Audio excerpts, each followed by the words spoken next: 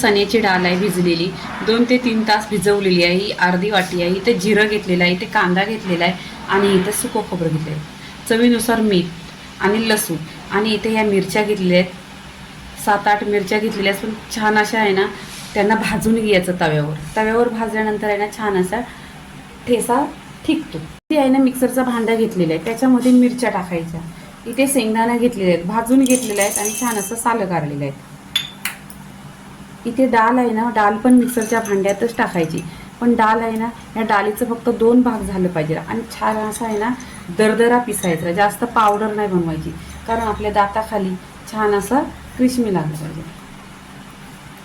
इथे सुकं खोबरं आहे, छोटी 1 वाटी, आणि इथे लसूण घेतलेली आहे.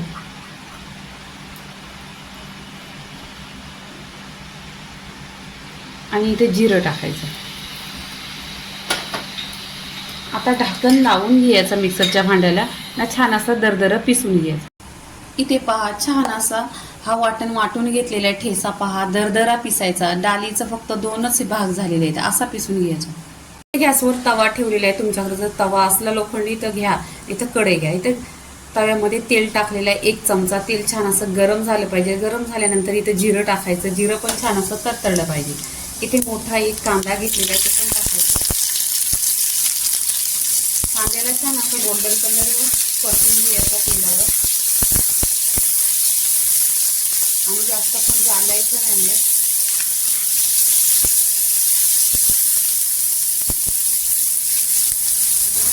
इथे कांदा आहे ना गोल्डन कलर झालेला आहे पूर्णपणे. आता हा जो आपण मिक्सरवर पिसून घेतलेला आहे तो आहे ना कांद्यावर परतून घ्यायचा छान असा. आणि इथे गॅस आहे ना स्लो करायचा, कारण ही डाळ आहे ती लवकर चिकटते. स्लो गॅसवर छान अशी 10 मिनिटं भाजून घ्यायची, कारण छान इथे भाजल्यानंतर आहे ना टिकणार.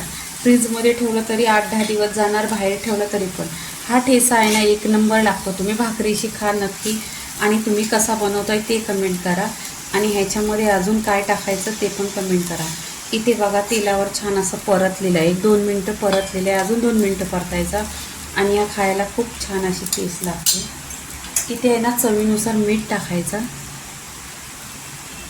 इथे मीठ टाकल्यावर पण परतून घ्यायचा, 10 मिनटं असा स्लो गॅसवर छान असा परतून घ्यायचा.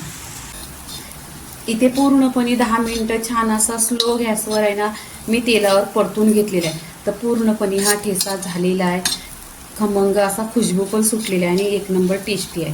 तर इथे ही आहे ना चण्याच्या डाळीचा ठेसा ही रेसिपी झालेली आहे पूर्णपणे. इथे ही आहे ना आता प्लेटमध्ये काढून घ्यायची. चण्याच्या डाळीचा ठेसा पूर्णपणे झालेला आहे. आता गरमीच्या दिवसात जेवण जात नाही, तर असं काही साईड डिश म्हणून तर इथे पूर्णपणे रेसिपी झालेली आहे. लाईक करा, शेअर करा, सबस्क्राईब करा, आणि नेहमीच खात राहा. धन्यवाद.